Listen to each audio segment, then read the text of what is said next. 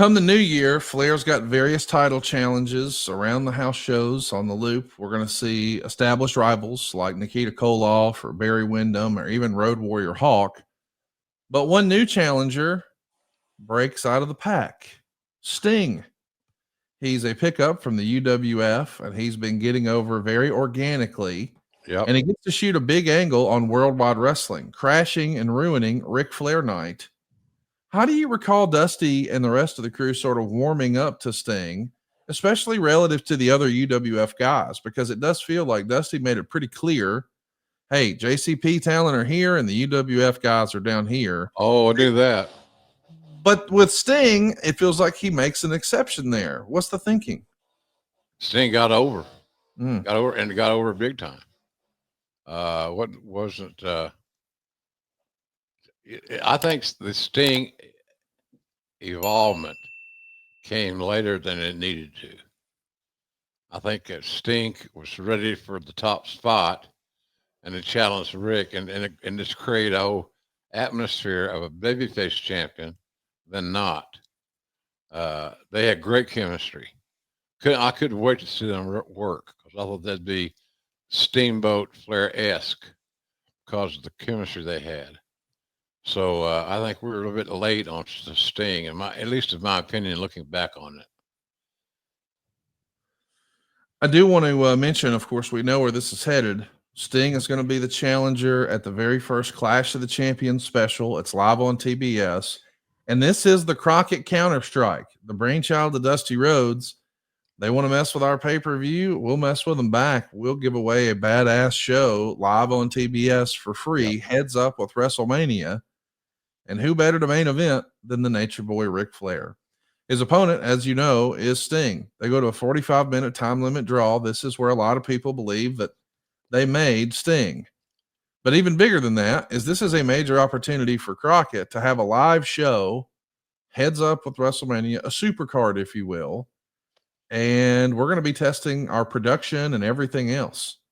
So you've got 3.5 stars is what Meltzer would say for the overall opportunity of this live experience, saying, hey, this is their first time. They'll tighten some things up, but he could not love the main event anymore. Well, maybe he could, a 1/4 star. He gave it 4 3/4 stars. This is interesting because we're trying to bring in some star power. So we have guys at a judging table. You've got a fellow from Leave It to Beaver. You got Jason Hervey for the Wonder Years. You got a Penthouse Pet of the Year.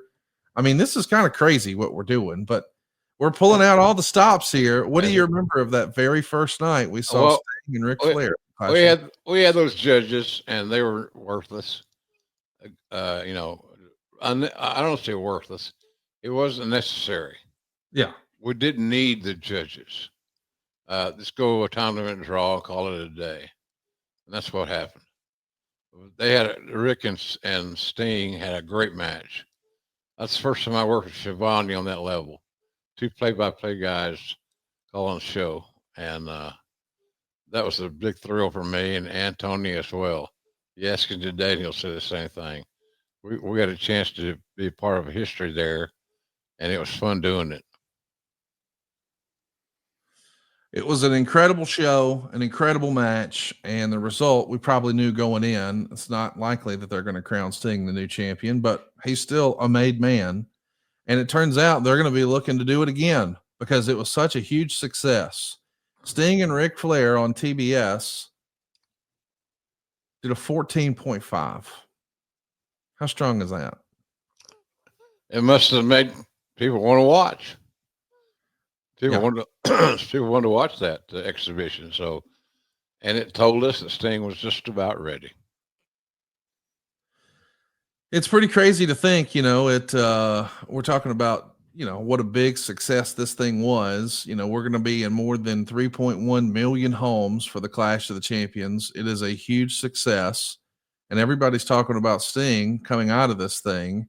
And I know people are excited about Sting, but respectfully, if Sting had almost any other opponent that night, I don't know that they'd be talking about it the same way. No, of course Flair, not. Right? Yeah. The Flair was a straw that started to drink. Certainly. Our problem was we had nobody to follow up on it with. We have a strong heel for Sting to face. We had them, but they weren't ready.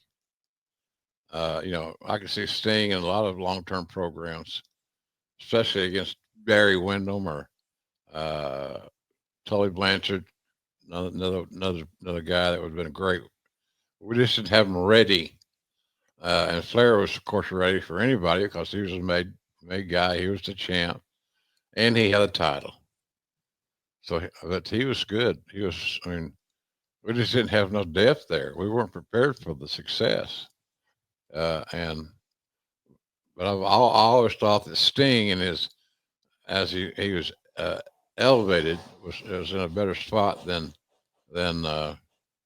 people thought he was. He was more ready than people thought. I want to mention that rating I talked about, a 14.5. That was the Atlanta rating for the main event. Nationally, Flair and Sting get an incredible rating, 7.1. It's a 15 share. And the last 15 minutes of that match had 3,447,000 homes watching the show. Meanwhile, WrestleMania was seen, well, in less than a million homes.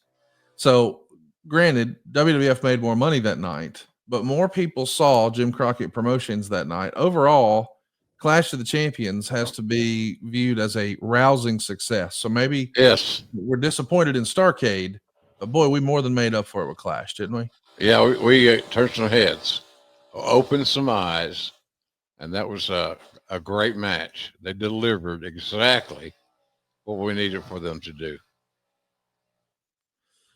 We should mention that this is the WWF's biggest day of the year, and Crockett has sort of shown them up. That's quite a counterattack, quite a counterpunch.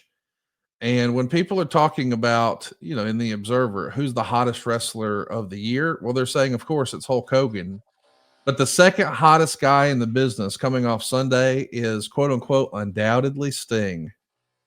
I think that's interesting that after just one primetime match like this with Ric Flair on a big TBS special, I'm not saying it wasn't a super stage, but just after one of those matches, even Meltzer's saying, hey, it's Hogan number one, Sting number two. Man, if that's not a testament to Ric Flair, I don't know what is. Well, yeah, Flair made Sting without Yeah. question. No different than Bret Hart made Stone Cold. Yes. Back in the day, same theory, quite frankly.